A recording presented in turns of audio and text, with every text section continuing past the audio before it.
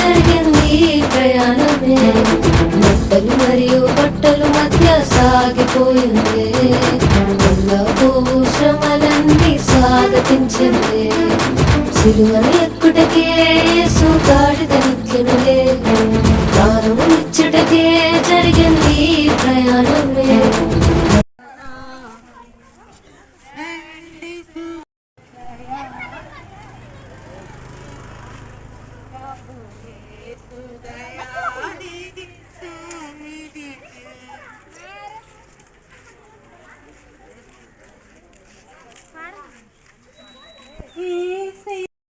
పరిశుద్ధులకు విందబోతుంది, ఏడేళ్ల లోకం మీదకి శ్రమ రాబోతుంది, ఏడేళ్ల లోకం మీదకి శ్రమ రాబోతుంది.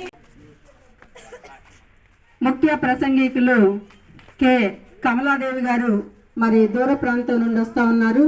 వారి సాక్ష్యము మరి అన్ని జనుల మధ్య అన్ని జనరాలు అన్నులు వాళ్ళు దేవుణ్ణి ఎరిగి దేవుని సేవ పరిచర్య కొనసాగుతూ మరి ముందుకు సాగుతూ ఉన్నారు.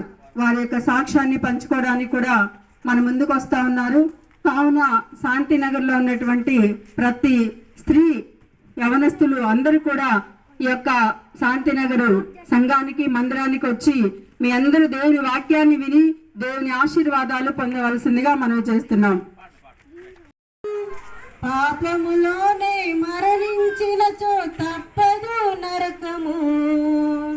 ఓ మానవా నీ పాపం మానవా, యేసయ్య చెంత చేరి నీ బ్రతుకు మార్చవా.